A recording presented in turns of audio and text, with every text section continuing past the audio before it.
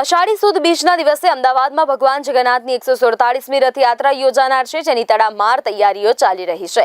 ભગવાન જગન્નાથ 15 દિવસ મામાના ઘરે મોસાળે રહીને નિજ મંદિર પરત ફર્યા છે, જ્યાં તેમનું સ્વાગત કરવામાં આવ્યું। તો નિજ મંદિરે પરત ફર્યા બાદ ભગવાન જગન્નાથની આંખો પર પાટા બાંધવામાં આવ્યા છે। મંદિર પરિસર ખાતે ભગવાનની નેત્રોત્સવ વિધિ કરવામાં આવી। તો અમદાવાદમાં જગન્નાથ મંદિરમાં ભગવાનની નેત્રોત્સવ વિધિ સાથે ભંડારાનું આયોજન કરવામાં આવ્યું હતું।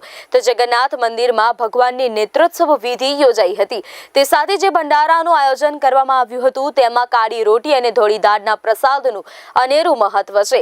ત્યારે આ ભંડારામાં 20,000 સંતો અને ભાવિક ભક્તો માટે ભોજનની વ્યવસ્થા કરવામાં આવી હતી।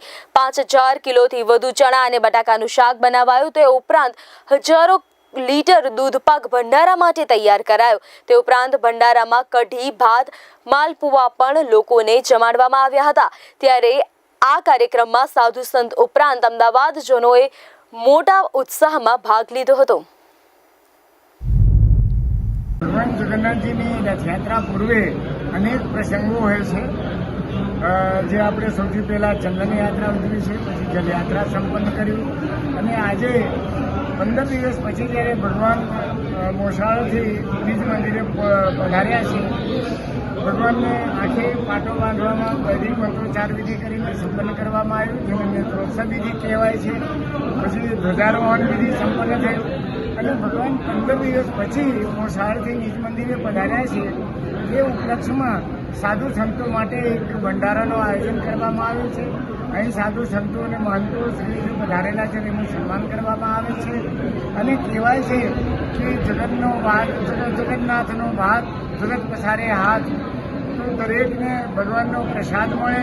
અને ગુજરાતીમાં કહેવત છે કે કાળી રોટી ધોળી દાળ, જેને માલપુડા અને દૂધ પાક કહેવાય છે, તે પ્રસાદ જગન્નાથ ભગવાનનો ખૂબ જ પ્રિય છે અને એ પ્રસાદ અત્યારે साधु संतों ने चिंता जनार्दनों में पिरसाई रही है। जगन्नाथ जी का नेत्रोत्सव मनाया गया। 2 दिन के बाद में परसों 7 तारीख को 147वीं जगन्नाथ यात्रा का भ्रमण होगा। इसमें वर्षों से ये परंपरा चली आ रही है कि जगन्नाथ की यात्रा पूरे नगर को भ्रमण करती है। सभी को भगवान सुख शांति दे, सभी स्वस्थ रहे।